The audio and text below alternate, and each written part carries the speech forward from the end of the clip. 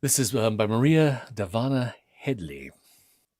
I have reached these lands but newly from a ultimate dim Thule, from a wild, weird clime that lieth sublime out of space, out of time. That's from Edgar Allan Poe's Dreamland. The dreamer, born bleak, invents an existence elsewhere. He tosses in his sleep, his hair tangled. His hands grasp at nothing, and his night clothes oppress him. He roams a land of chill seas and stony cliffs, and when at last he arrives at a kingdom, he passes through its gate cautiously, seeking a fire, but finding only silvery surfaces surrounded by cliffs. It is a frozen place. No metal, no wood. It is a place where even the knives are made of ice. There's a tower before him. The dreamer enters the tower and climbs the staircase. In the tower there is a creature, and in the creature there is a heart made of lost love. The heart takes flight from the creature's breast, and a raven rises against the frozen gray sky over a coastline bordered in coffins, a world of women with bound hands and blindfolded eyes. As the heart departs, the dreamer wakes a poet. He stumbles to his desk and opens a pot of ink. He dips the raven's feather in it and begins to write. Sleep still half upon him, his mind full of creatures that fade as he commits them to paper, caging them line by line, his pen drawing their prison. He rings the night into dawn. He covers pages with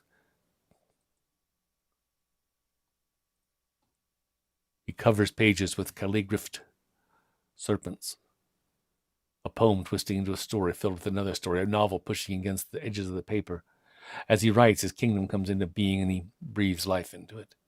His fingers leaving prints on the pages, his companion beginning to take shape, an appetite made of points of light, a creature made of the hours of an insomniac. If a man makes a monster, he wonders, is he responsible for that monster? If one is the master of the monster, what happens when the monster is left alone? Does it wander in wrath? Does it rage? The poet does not consider his monster's future. He makes it and he sets it free in his kingdom. This poet is a young man when he begins to build the kingdom called Thule, and he builds for years. He dreams alongside his dreamers, and in the waking world he wanders, riding roads alongside his own, sometimes crossing them. A dream within a dream, he thinks. The kingdom called Thule, and its king, with his dark heart and longing for love, Thule and its ruler, its forests, its floods of ghosts, dreamland, he thinks, embroidering the edges of a realm stitched in silver. Into the drawer of the desk the poet puts his Thule, locked and keyed, while he goes into his own life, a marriage, a misery, years of scrimping and sickness, a beach, a bride, a breaking. Thule, the kingdom, continues about its business without its god. And when the poet returns to it and publishes a map of its boundaries, the companion he invented as a young man has been roaming the earth for years. There's been a dead wife washed up on the shores of Thule, her name Annabelle, or Lenore, or call this body Virginia. Call this that was a girl, a ghost with violet eyes and black hair, dead at the age of 24, consumed. The poet opens his drawer and finds his kingdom of grim comforts. He looks into the distance, seeking the raven-shaped heart, the starry skin, the sharp teeth, but the creature's nowhere to be found now. Then the poet remembers a ship left sailing into the line of the horizon, but he can't recall the direction, not with a compass, not with the sun. Dim, the land he made as a boy, and darkness abutting the edges. But out of that land and the brightness of the world, there is something he made, and he must capture it. The poet writes a trap now for the monster, a story filled with dreamers. A woman, a demon, a journey, a town by the water, and something floating out in the harbor.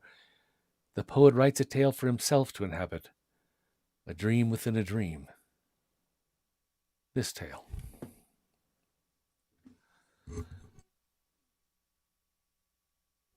There are certain stories any reader knows that recur in towns boundaried by water. A captain's wife stares into a gale, and suddenly her husband's face appears, the green-gray miasma, a vision of his rack and ruin. Ghostly sailors struggle from the waves, only to fall back again. Ships are found adrift, crews missing. Messages in bottles are discovered 10 years after their senders drowning, inscribed with predictions of futures unlived. Oh, I need not remember you, listener, gentle or no, that these tales are fictions made of desire, that the act of missing a beloved may conjure miracles. For myself, I never held with such. I held with hope. And so I came to Providence for a worldly version of salvation. In the year 1848, I came, carrying an umbrella, wearing a long dress, my hem draggling in the mud. No one turned head to look at me when I emerged from my carriage. I was no longer a girl, but I was a woman of nearly 35. I'd had money, and then I had none, or at least none in hand. A cut purse I never saw, and that was gone, though in the hem of my skirt now I'd sewn enough to carry me. I was no innocent. By all accounts, I was a lost cause and a fallen woman. The mistress of the inn was slender, with bones that ridged through her skin in distinct knobs. "I am Mrs. McFarlane," I informed her, with as much dignity as I could. "My husband is delayed on the road." The innkeeper looked into my eyes, and she offered a tight smile. I felt certain my ruse had not been accepted. "Ah, yes, and every husband's delayed on the road, aren't they? And every road leads to hell." It was not as though I had better options. The accommodations were homely, but the linens were of a fine hand. The food was good and plain. I'd come to Providence to make a portrait, a particular rendition of my own visage. And the man I meant to meet had no notion I was coming. It was a wild afternoon in November, and my arrival was veiled by weather. I had no wish to be recognized, and so the rain bothered me not at all, though when I ascended to my room I hung my dress to dry, and I returned to the dining room in another gown, this one charcoal, hatched in violet stripes, a changeable taffeta petticoat in rose and canary. In the daguerreotype I planned, I'd looked like a woman dressed in dark, but in truth I was a night bird's wing, flashing my colors. Such as the properties of going to a black and white picture, they say. But there was a whimsy in that, I thought, and though I had suffered, I still had enough humor to see the wit of a woman garbed in silk peacockery appearing when drained of color to be a widow in mourning. I wanted levity in my daguerreotype, if indeed I would be carrying it with me for the rest of my life. I sat at a small table with a plate of boiled meat, and the innkeeper, she kept my tea hot. There were curtains hanging all about me, toil, printed with the scenes of exploration in some unknown country, a legacy of a former life. They were a French manufacturer, I believe, though this town was on the eastern coast of America. I ate quietly, contemplating my mission, considering the streets with their cobblestones, the daguerreotypist's parlor, the items in my valise upstairs. Eventually the innkeeper emerged again. She'd taken down her hair and drawn a muted paisley shawl about her shoulders. Her hair was an unlikely platinum, near enough to white that I thought her older than she was, and it was loose now in waves down from her pins. It was beautiful, though she herself was not. It seemed to me that this mattered, though I had known beautiful women dead in some same circumstances whose faces had less grace. Beauty, it seemed to me, was a lie told to girls, a fairy tale of prospects and princes, and my own face. My own face had aged, hadn't it?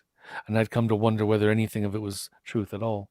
Whatever beauty I had once possessed, had only brought me trouble after all. "A sip for the storm, the innkeeper said to me. I looked at her, feeling weary, though the fire blazed, and it was warm enough in this room. I had left New York scarcely recovered from the last fever and from the ghastliness thereafter. This portrait and the photographer were my only hope. She sat opposite me. I could smell her perfume, a mixture of salts and camphor. She poured sherry, her hand steady, and I could see her smile, though her head was bowed. It was a smile that said she knew my history. Some jilting, some man-turned marauder, or perhaps wed to another lovelier than I. Perhaps she thought that I had promised myself to a sailor, and that now I waited in vain for his bones to walk out from the bay. I saw her glance at my waistline, but there was nothing there to betray me. No. What inhabited me hid much more efficiently than that. Beneath my dress I wore a strand of beads made of amber, better to absorb the energy of the thing I carried. Sometimes at night I woke, chilled and sweating, gasping, unable to swallow, but I was here, was I not? I'd managed the journey. It had been a question, my body racked with spasms, curled against the hard leather seat. I twisted my wedding ring 7 times around my finger, and then taking it off and put it on a chain about my neck for fear of losing it.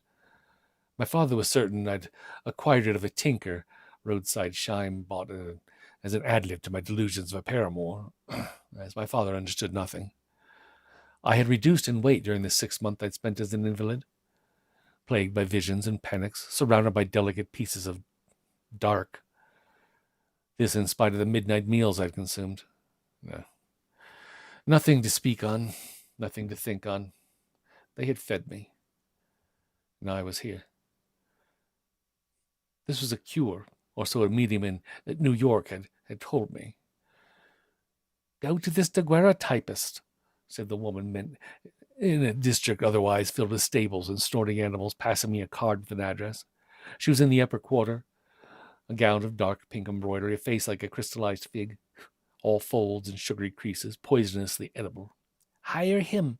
Hire this daguerreotypist. Yes, hire him to take your portrait. A photographer? Of what? Ghosts?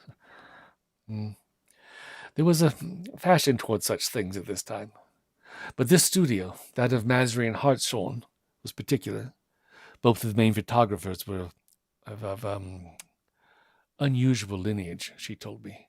Monsieur Hartshorn was a stag turned man by a jealous god 2,000 years before, and Monsieur Masry was the son of a ghoul, but by all accounts tremendously polite.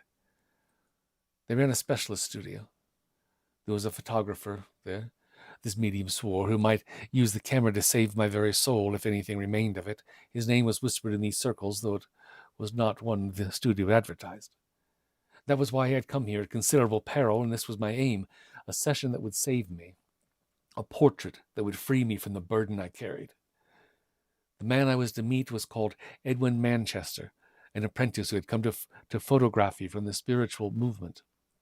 He was well known in the circles I'd come to rely upon, and had, according to the medium, purged one Miss Valparaiso of a demon that had taken up residence inside the chambers of her heart.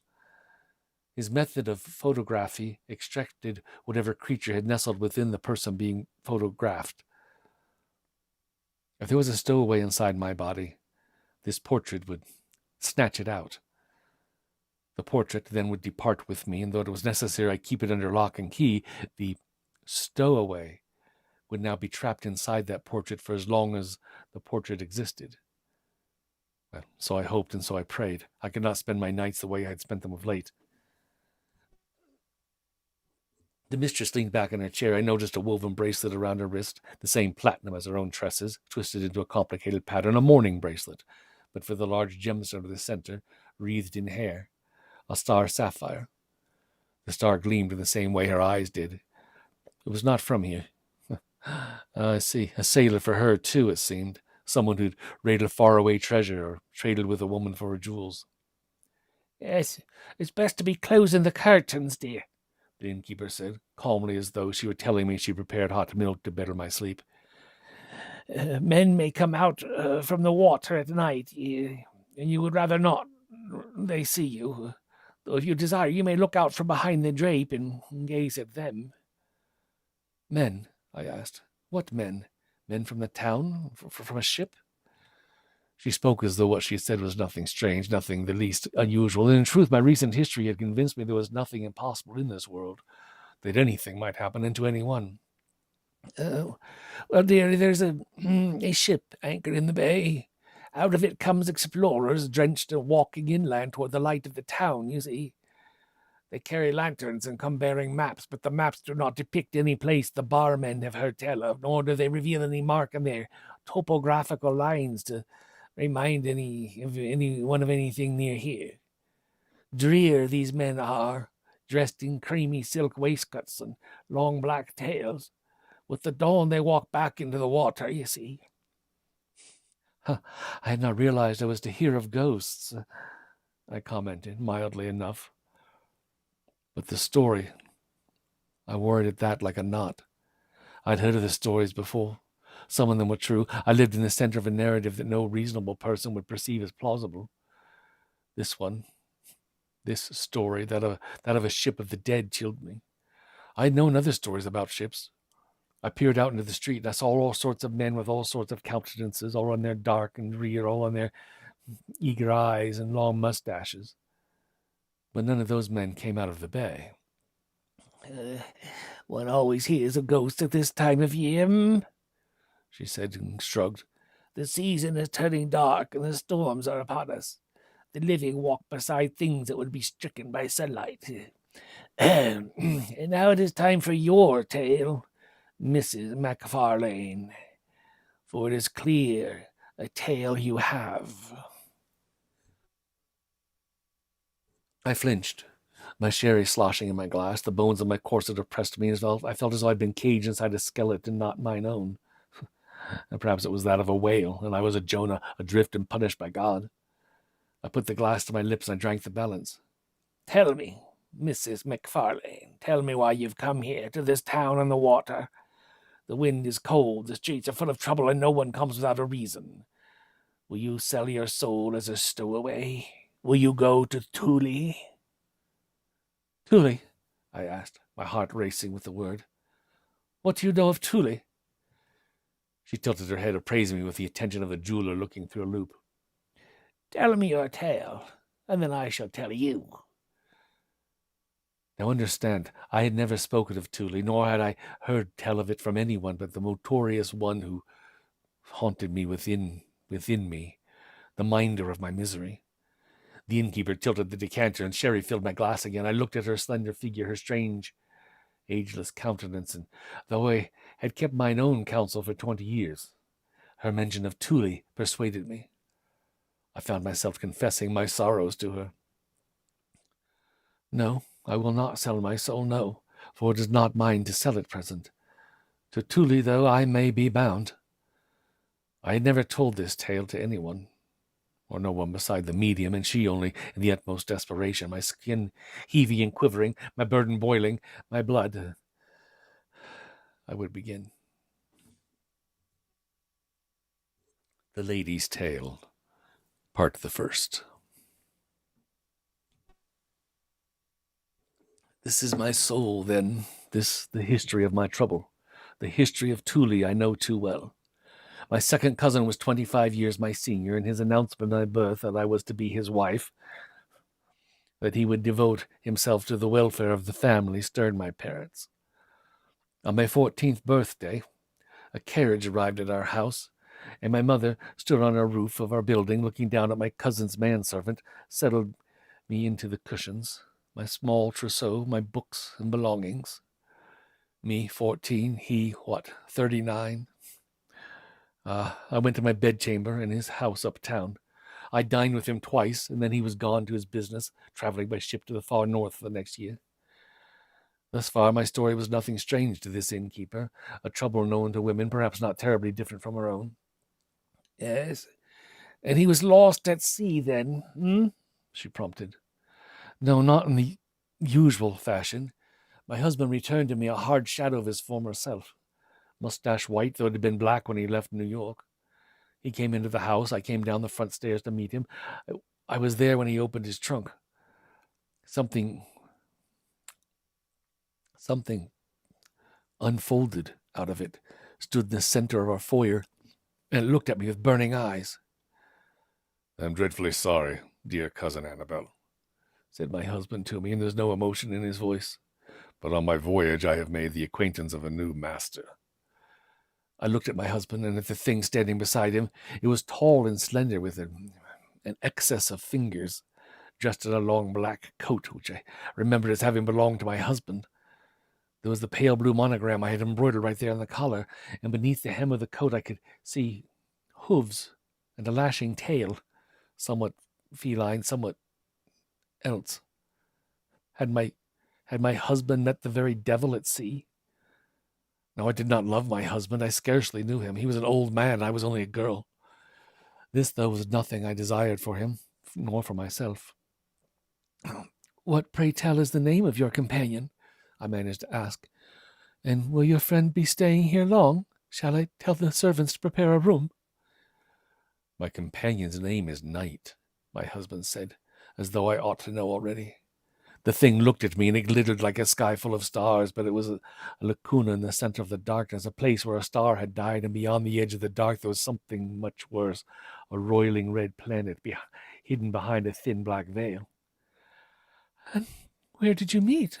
I asked, my voice that of a polite hostess. I had in my hands a tray of cordial, and I could hear the glasses rattling, but I held myself as steady as I could.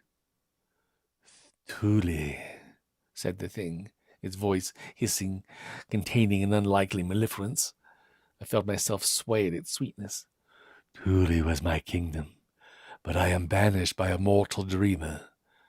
I was the ruler of Thule, and now I shall abide a time with you, while I seek for the dreamer who dares injure me." "I found my friend on the ship," said my husband, seemingly oblivious to the creature's foulness. "A stowaway, fled from the land of dreams. And, oh, that such a one could be hidden amongst coiled ropes."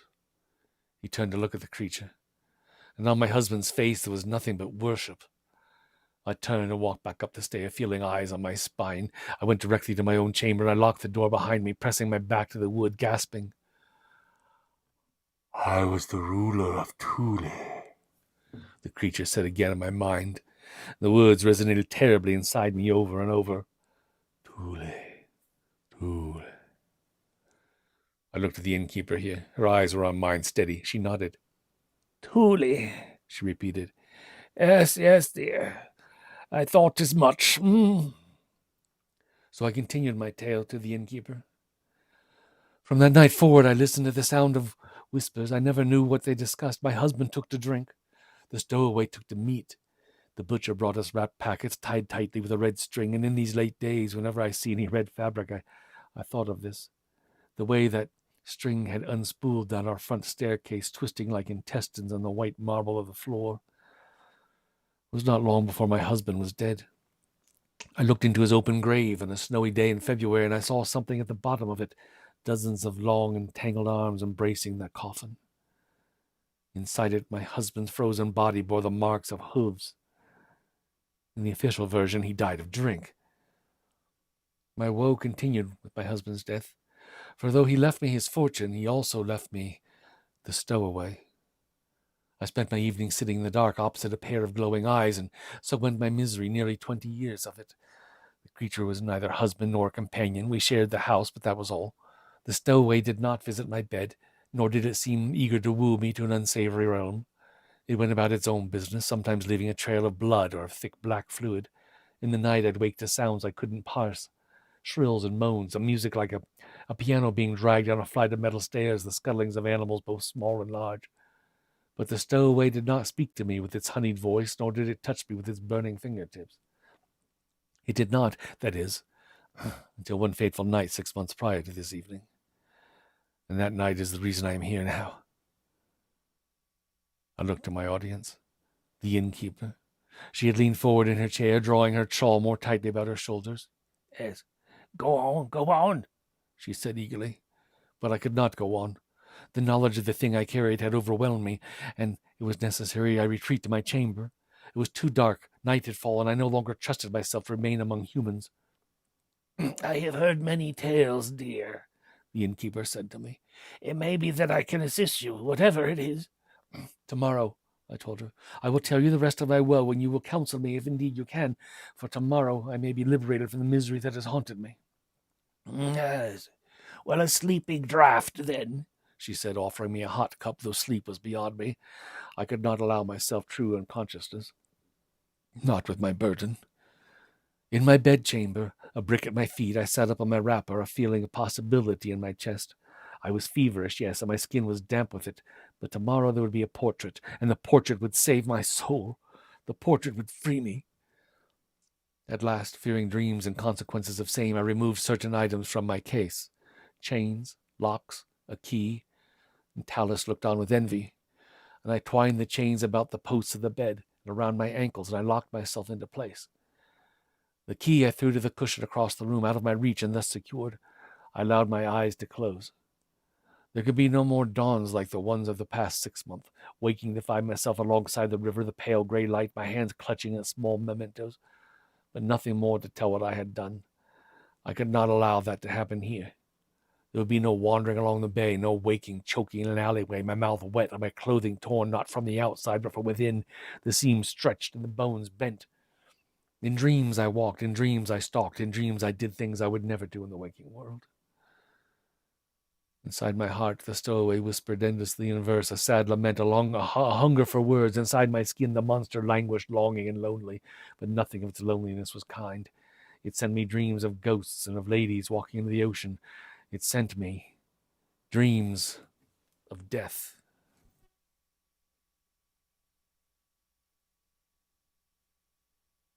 The stowaway's tale. There'll be no sympathy here, Dagmar. The monster is invented on a whim, a ruler for a kingdom of woe. Night, sitting enthroned in the dark city, looking out over stones and water, decreeing all those who wake to wander blind within Thule. Now, night walks with ice inside it, seeking heat. Night moves between dreams and not through corners of gazes, out the edges of windows. There's no place a shadow can't abide, and it hides its lockets and scent bottles and barrels full of salted fish. The monster is resourceful. It flattens itself between folds of an overcoat, and when the coat is donned, the monster latches on, its mouthful of teeth, enough to consume a man in moments. A long night can make an explorer lost, and this night is long. There's an Arctic evening. 20 hours of darkness. With each hour, the night devours ships and crews and husbands and captains. Night is disappointed, consuming wishes and letters, consuming last words, but none of them the word of its maker. It hungers for even a faint lantern lit on deck during a storm. Night was king in Thule, and then its maker fell in love, only to wreck on a shoal far from the northern clouds. Look at that beach made of broken bones. Look at that sea made of ink. Look at that way Thule can expand and shrink again, the unknown country, vaster than any other. Look upon this country of ghosts. They are all ghosts here, all but Night, who lives on fire and blood. Night is the loneliest ruler on a black throne. Up the throne's sides rise dark water. At last, Night flees, killing ghosts and leaving them in their white shrouds, seeking another ending to the story. There is no joy in Thule, not written, not lived, and in Thule the monster is in misery. The monster slips into a ship, leaving Thule for the world. Dream trade and export, slaves imported in again. There are those of the waking world who never wake, shanghaied onto ships of sleepers, corpses crimped. Night stows itself in a crow's nest, pretends to be a raven, perched on the basket, look out over the sea, and when the crew ascends they see only a bird. Night hides its black feathers. The Thule ruler revises itself, a secret hid amongst coils of a rope. It finds a man who looks like its maker, wraps around him, hidden in the linings of his coat, and when it discovers the man is no poet, only an invention of a poet, it presses the man down in the darkness of the drive and drinks his dreams. Night inhabits a house, hidden in closets beneath beds. When the world is in shadow, it wanders the streets seeking its god and his pen. It finds only the young wife, an invention of herself, her skin pale, her hair black, her eyes violet. It binds itself to her body. Annabelle, Night hisses, or Lenore, or Virginia. It calls her every version of the names its creator has called his loves. It hides in her hair, plaited among flowers, and in her skin it anchors a ship full of the lost souls of Thule. It makes its way into the world with Annabelle. This creature and its city it finds familiar. It feeds on poets, amputating sentences, lyrics, love letters, but none of them are the right ones. And then the dreamer's journey. The poet writes in a frenzy. In an attic room in a city by the sea there is sun, but he denies it. The world he belongs in is a world of rain, and the only climate is one of mist and dim. The poet writes a ship in a harbor, and on the ship a crew of sleepers. He writes a sail made of paper, and written on it is a poem about a kingdom burning. The poet writes himself, swimming in water made of something that can catch fire. The poet closes his eyes, dreaming the dream within the dream, and in it he dives, the water filled with nothing but hunger, the sea below him ice and skeletons. He swims to the shore in evening dress, shivering, shuddering, chasing the raven that fled his companion, chilling and killing the poet by the sea, dreaming and drafting a story of stowaway captured. He thinks of years spent following love, and of years spent losing it. Shaking at the desk in the dark now, the dreamer, the poet, watch as snow falling into the world he's made. He spins a net of words and weaves sentences into rope. And now he's in a hotel in Providence. His mind has moved him from city to city along the rails into his place. He has built and sold imaginary kingdoms, and now at the end of his life, the poet, the dreamer, is responsible for monsters. All this he writes over the head of the innkeeper, a woman living between worlds, her hair pale and about her neck a gemstone, mind in a pretender's place. Yes, Poe is broken with drink and disaster. Something has bitten him in the street, a rangy dog with blood in its eyes and foam in its jaw. But Poe does not mind. Things have bitten Poe all his life. Poe is a man born of dreams, and in dreams he remains the child of actors and all his life a play. Poe wanders as he writes, pacing the room in Providence, here to no end but his own. The world of his dreams, the world of his story are entwined now, and he walks real streets and imaginary places. Somewhere out there is his companion, invented as a cure for pain. Somewhere is a beast made of morphia, a soothing icy hand on the forehead, something that will cure his pangs and fevers, something that will walk with him when he walks toward the end, toward the land of the dead. And though it is a monster, it is his monster. Poe writes it into this hotel and places it in hiding in a woman he's made of words. He writes himself into the sea and feels it rising in his rooms, the water green and salty, the cuffs of his trousers drenched, his belt sopping, his shirt transparent and floating, his white ascot tightly tied about his throat. Edgar Allan Poe swims in a sea of ink. The Lady's Tale, Part the Second.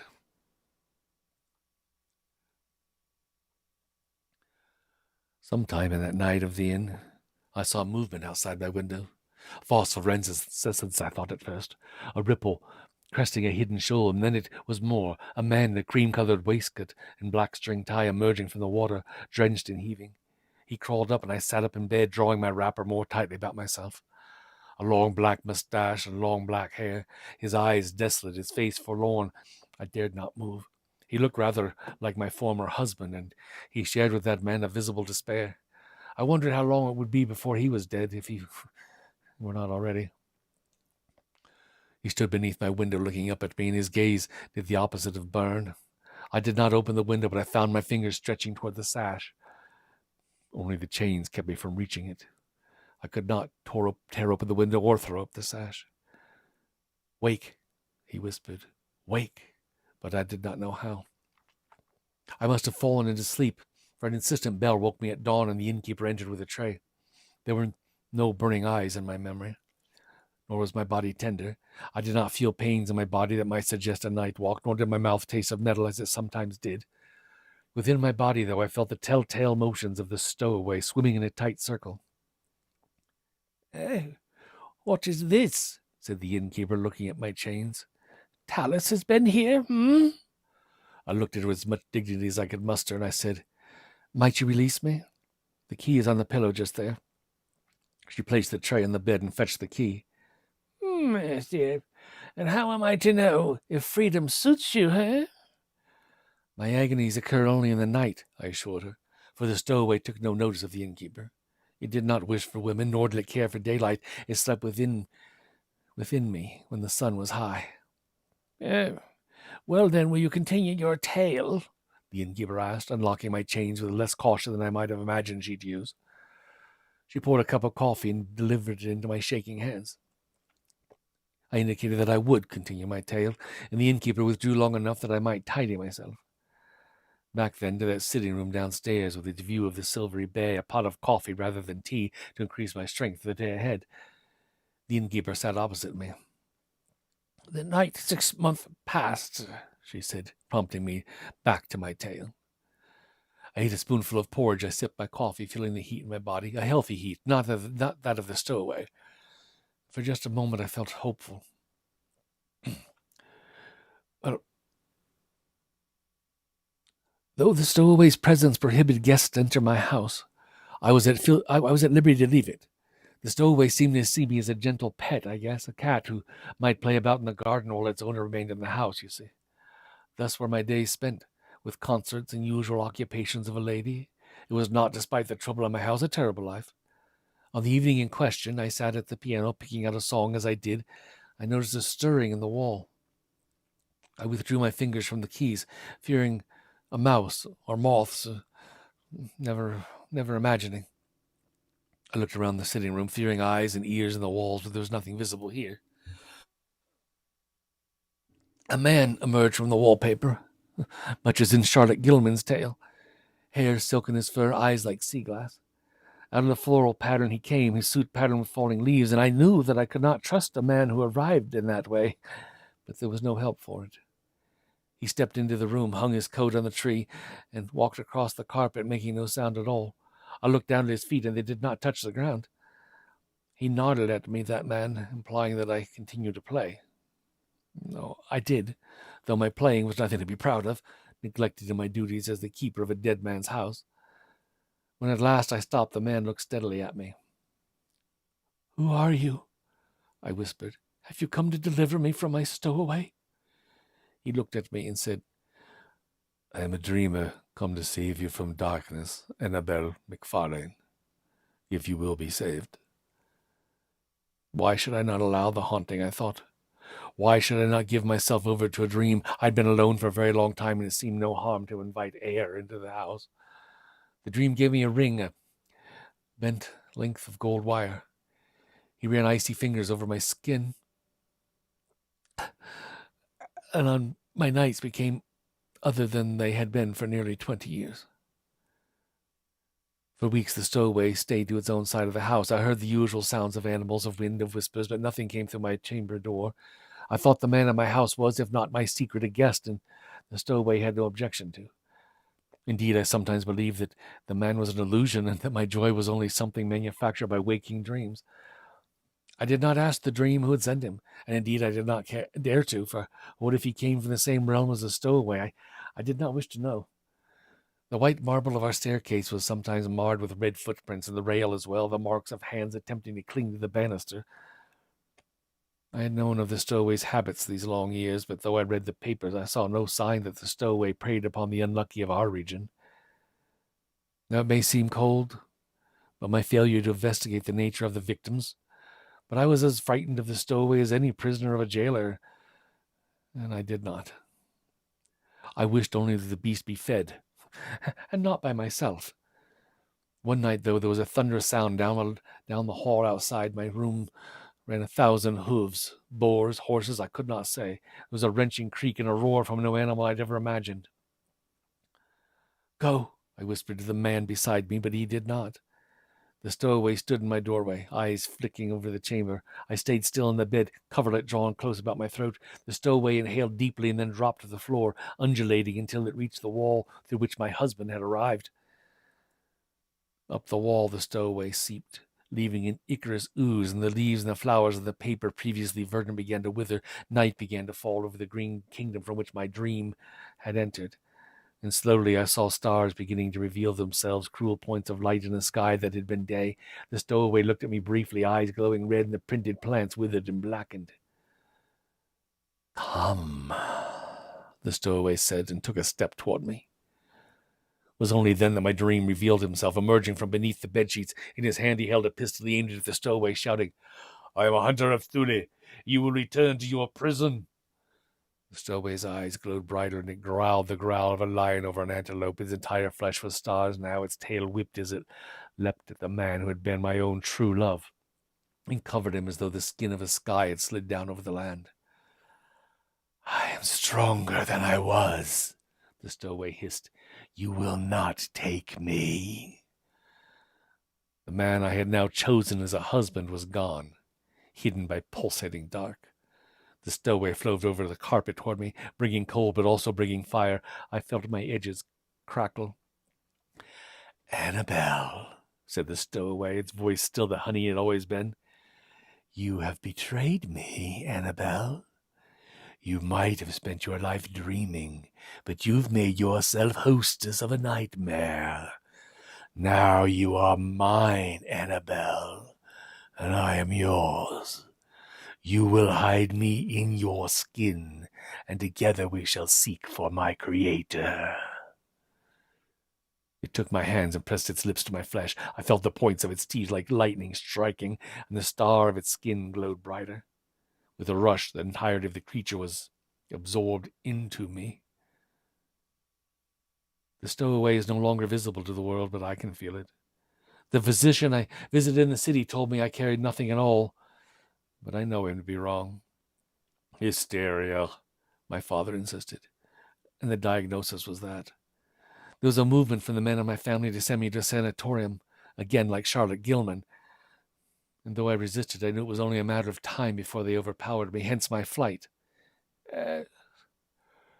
This story explains my presence here in your inn, I concluded at last. To no one's satisfaction, not my own nor yours, and yet here I am, and here I will remain until the stowaway is gone.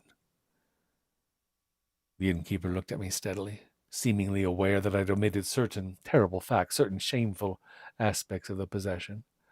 I could not speak them, I would not. My mouth watered, even still my ribs ached.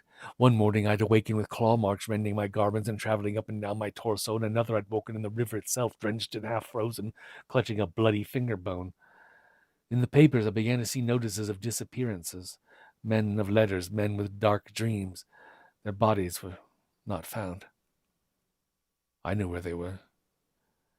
Yes, guests come here to die. Some of them. Perhaps you are one of them, she asked me.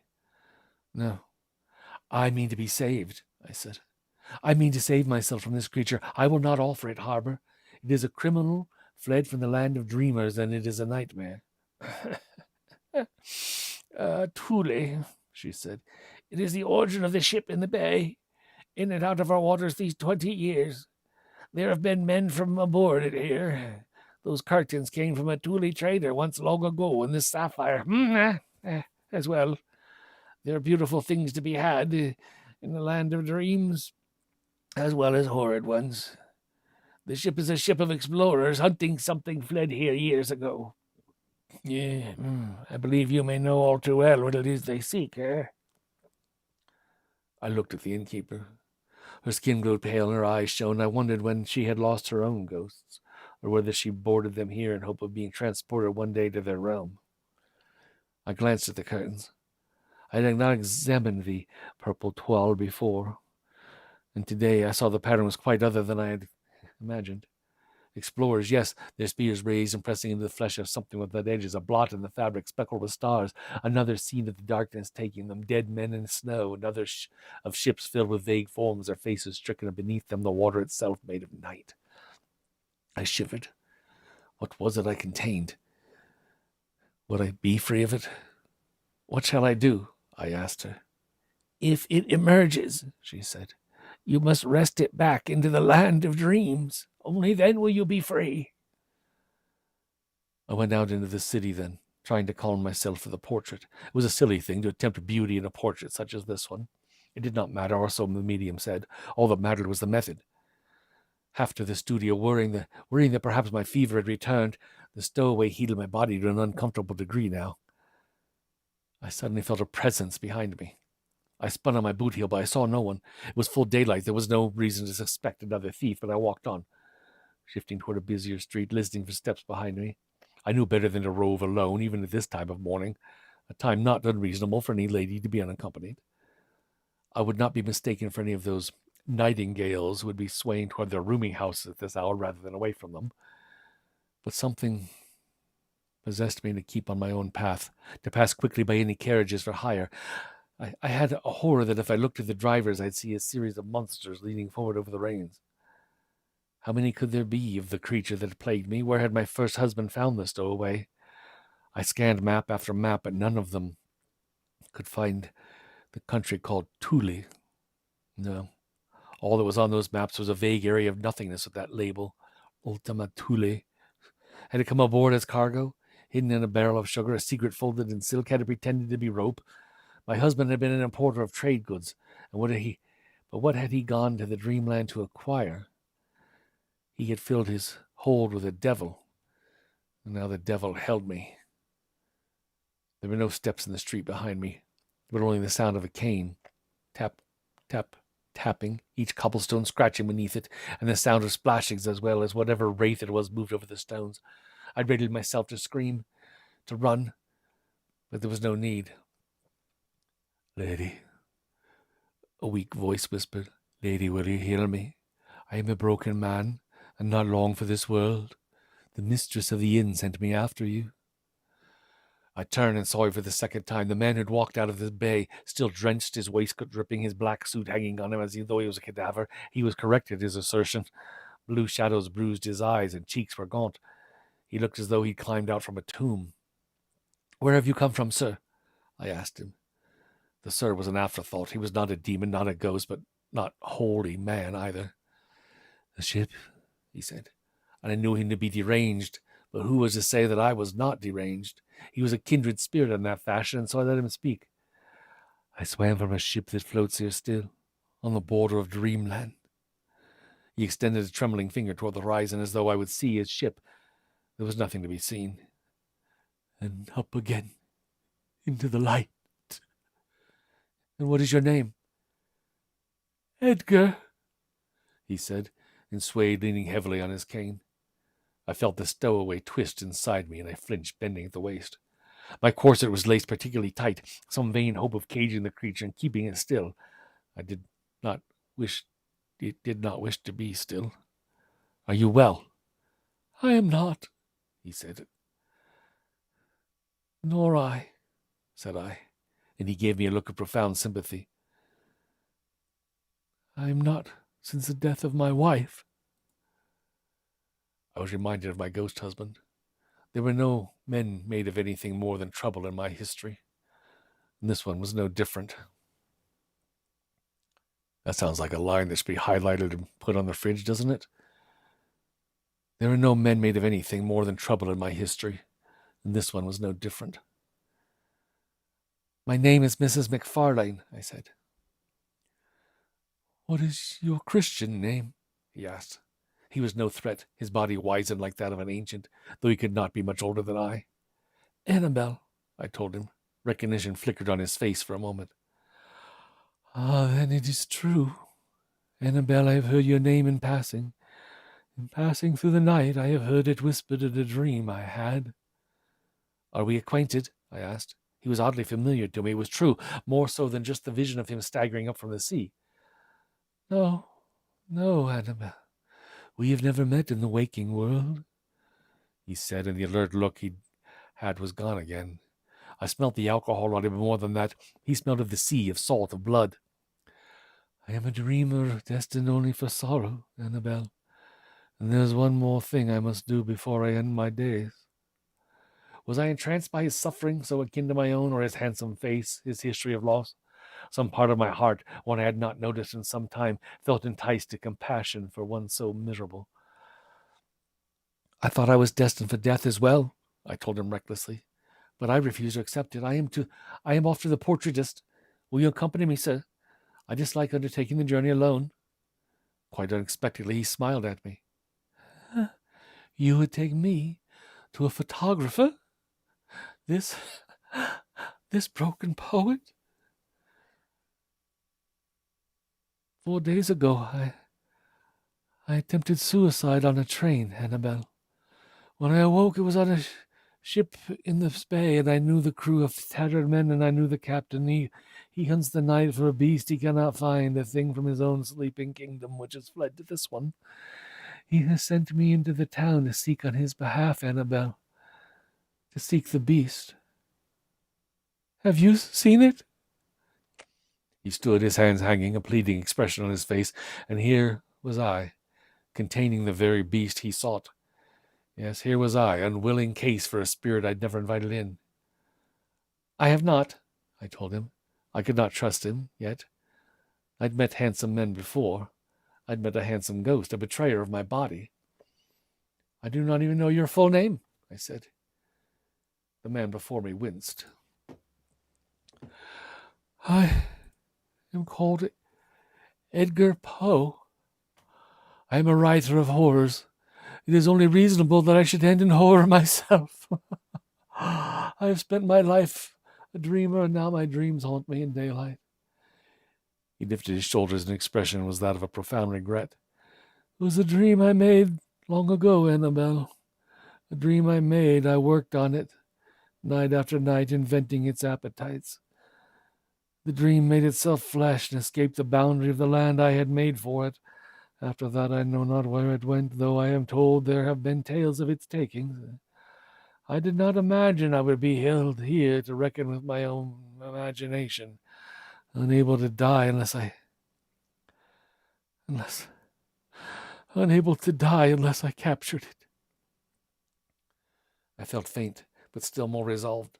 The lacings of my corset bowed behind my back, and I gasped, pulling my own flesh in as the stowaway pressed against it. I felt the bones bend, the silk threads in the claws of something horrid.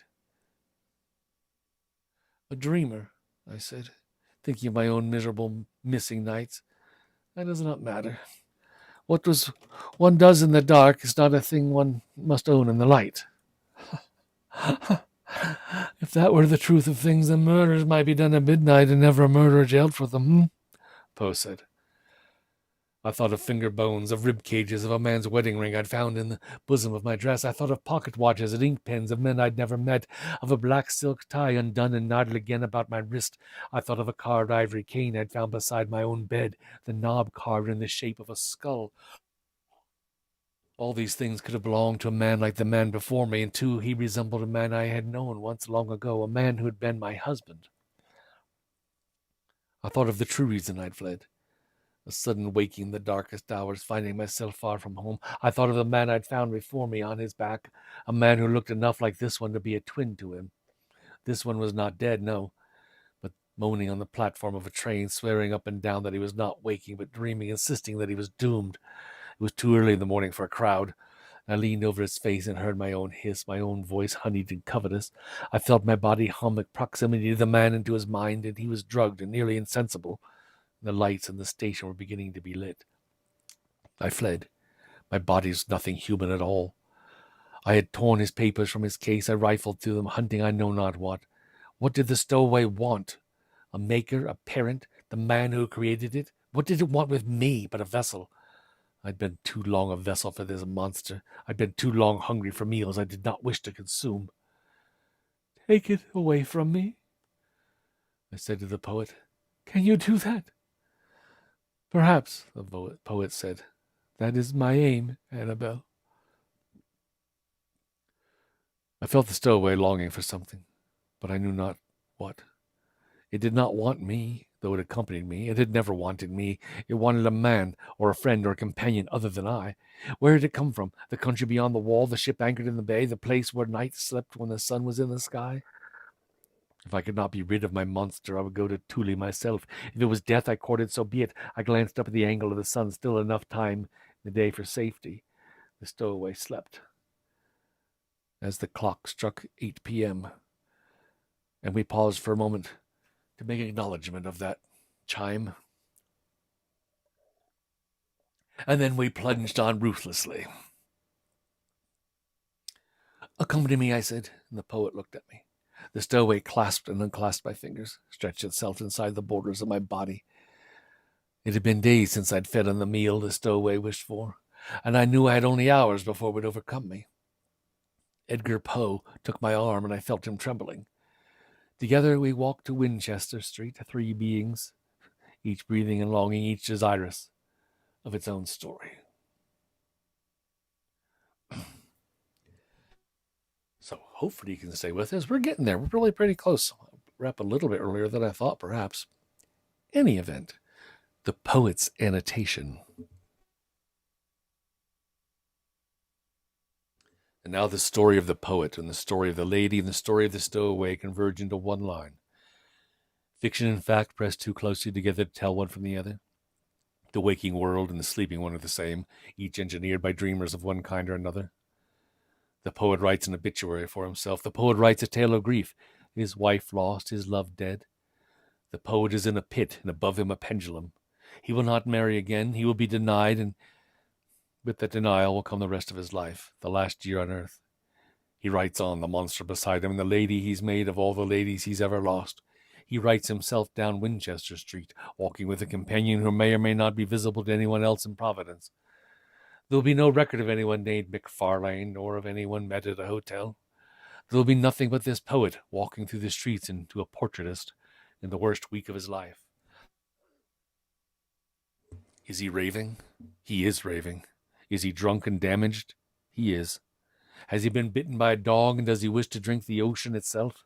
Does he wish to transport himself to Thule by sipping the boundary between the imagined and the real, drinking it down until all that lies between his words and his life is a tender desert? He does. Annabel Lee is a child, and he is a child. He is not a child. And Lenore is nevermore. Virginia is coughing and singing at a piano, blood spattering the keys.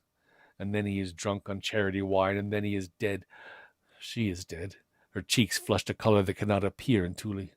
Made of ice and gray is the heart of the poet, and in his kingdom on his dark throne he sits, as all of it melts into a bath of silver nitrate and acid ink. He wishes himself to be extinguished. The portrait. The studio of Mazarine Hartshorn was on the second floor, and we made our way up the stairs. My companion, half collapsing as he climbed. Inside my body, I felt the sleeping stowaway dreaming of meat. I would not feed it. I would resist. The stairwell smelled of chlorine and chemicals, a bracing scent that revived me to the task at hand. I had a body that was my own still, despite its inhabitant, nostrils that could burn and a throat that could close. I glanced at the man beside me, and I wondered, could I deliver him? Could I deliver us both? We entered through glass doors into a room suffused in blue light, a sort of greenhouse with an intricate mechanism of shades and shadows. The walls were papered in cobalt. The ceiling was a skylight with reflecting mirrors set at an angle beneath. There we found a young man polishing a silver plate with a soft cloth. He looked up at us through thick glasses and raised his eyebrows at the spectacle before him. It was little wonder. A woman in a gaudy dress accompanied by a man on the brink of death. I could see the photographer considered us as subject. "Monsieur Massery?" I asked. I brought out the card the medium had given me in New York.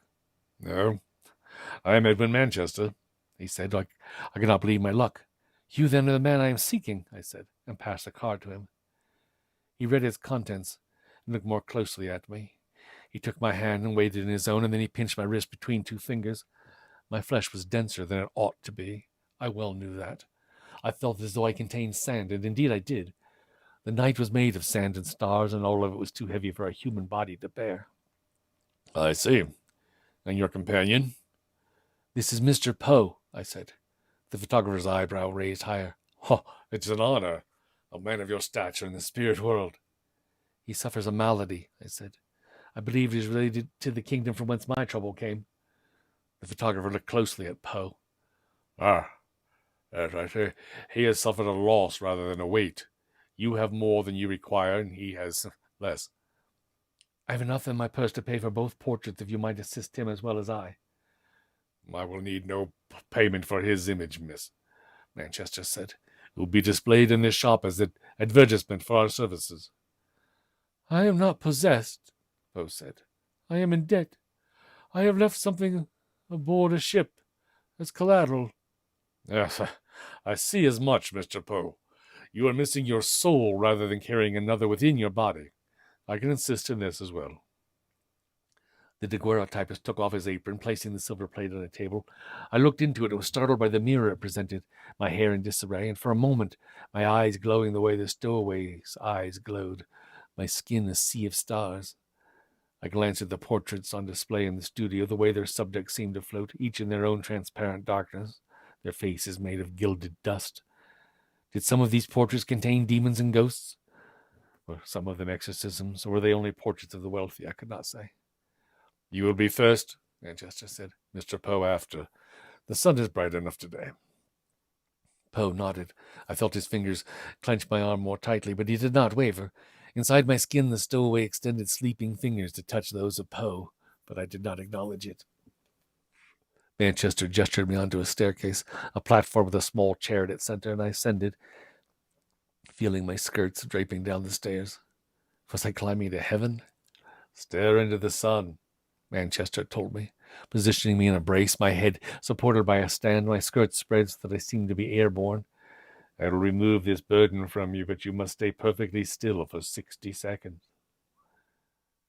I looked down at the poet, whose face was hopeful, though the evidence of years of despair was written on it, a cloth pleated by pain. My spine convulsed, with the stowaway wrapped about it, and I saw Poe glance at me, his face concerned, as Manchester aimed the camera at the tableau vivant he had arranged.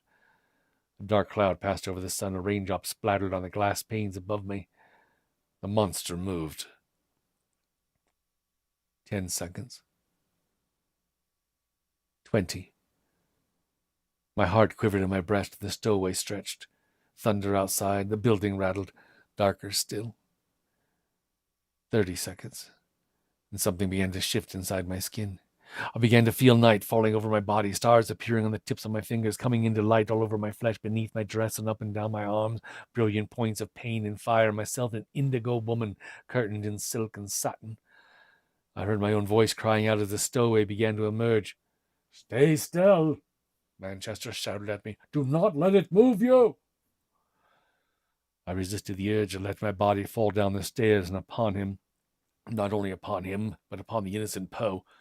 Their blood and bones, their organs, like bright ink on a page made of snow.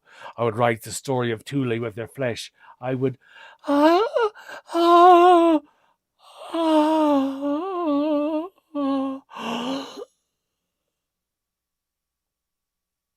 Darkness slithered over my eyes, and I held them wide, trying to keep from doing what night wanted me to do. I tasted metal where I'd bitten my tongue. I heard myself hiss, a sound a dreamer might make whilst wandering along passage, the way a scream might transform the voice of that sleeper into a song. All these nights of invisibility, a wandering swath of stars falling upon the unlucky. All these nights, a woman made of nothingness. There was a crashing sound, and there before me was Poe, his face pale as the moon, his eyes no longer anguished but purposeful. "To me!" he roared and lurched up the staircase, his hands reaching for mine. He spun to face the camera as the shutter closed, his ungloved hand still clasping my own. I felt the stowaway leave my body then and rush out into the air, into the camera, away. The thunderclouds fled, the sun and sky brightened. Night receded. I drew in a ragged breath. The daguerreotypist withdrew from the plate, from the camera, and darted to a developing room, donning a set of India rubber gauntlets as he went. I could only look at Poe. He would not meet my gaze. What had he done? Manchester emerged from the developing room. "View it," he said, and gestured us into the room.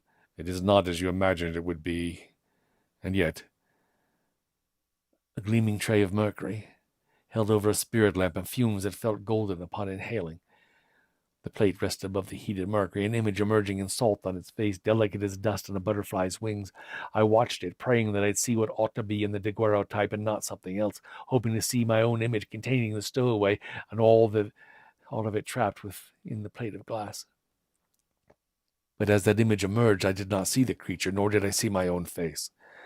It was dark shadows appearing, and then shifting through red and blue to black again, the eyes first and then the rest. I saw Edgar Allan Poe, and within him, all around him, night. The image was of the poet, suspended in the darkness of the background. I could see myself in a ghostly silhouette behind him, my face covered in stars, my eyes glittering, my fingers laced in his own. The poet looked at me and reached into his jacket. He removed a pot of ink, looked at me tenderly, opened it. I watched him, uncertain, and then suddenly he flung it over me. "Thank you," I said. Darkness, a blotting out, a removal from view.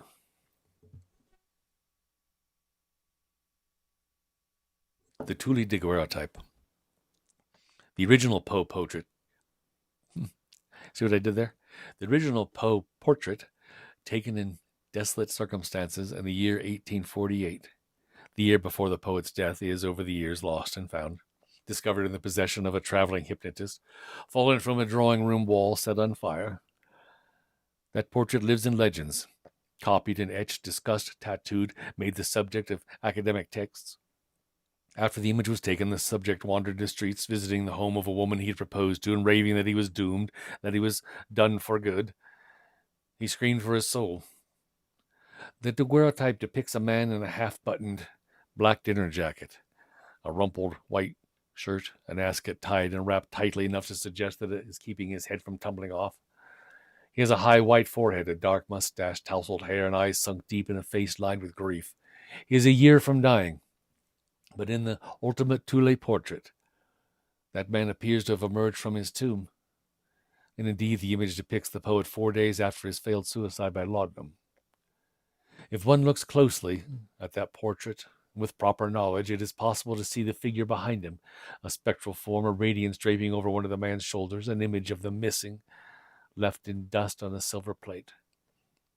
Perhaps it's a woman, or perhaps it's something else entirely.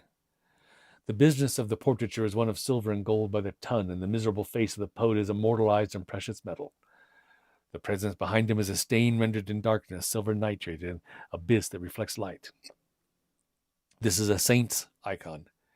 Edgar Allan Poe's image pressed like a kiss to a ground glass window pane, and the form holding him is a glittering ghost, mutable as frost over the view of a city at night. Does it hold him as a lover or as a captive? And what is left inside this portrait? That is one way to look at a photo of a ghost. Another way is to look at both figures, this portrait, this imaginary kingdom, its creator flickering in and out of the light, and see it as a record of more than one event.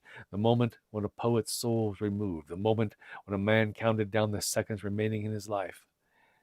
And he counts them in syllables, he counts them in sentences, he counts them in stories.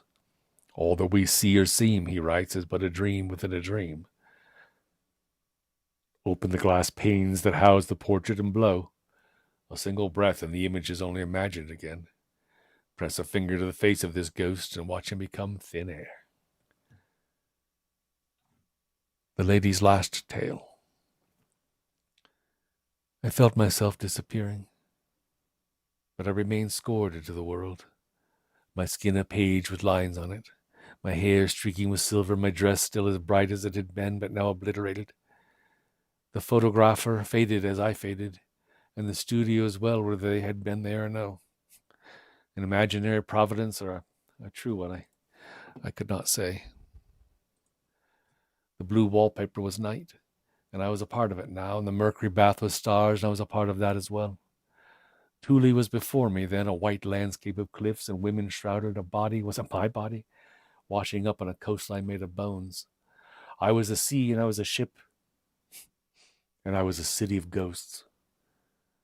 I did not disappear from the world, though it seemed I might. I stayed, and this kingdom by the sea stayed. I climbed the stairs in a tower, I in my black dress, its lining like the inside of a redbird's wing, my magpie feathered stripes, my bosom spattered in ink. There was a throne there, and then there was myself seated in it, reigning over the great and frozen unknown. I ruled over a kingdom I had not made, but would not surrender. And out there in the mist there was no ship, there was no sinner. There was no poet with his quill writing my world. Here in dreamland would I love and live forever. Here would I contain the soul of the poet, transferred to me in silver and in ink, even as I traded to him the creature that I'd harbored. I was Annabelle Lenore Virginia McFarlane, and no one would ever find me again. So, the story, The Thule Stowaway, by Maria Devana Headley. It's in several places. I found it in the year's Best Dark Fantasy and Horror from 2018. A lot of complex imagery and words and stuff there. Some of it just delicious to listen to, but easy enough to get lost into. If you enjoyed the story but didn't quite follow, I totally get it. I've read it through a few times and caught up a few new nuances even now. But leading up to, you can read it at the link that's on our website if you'd like to reread it yourself.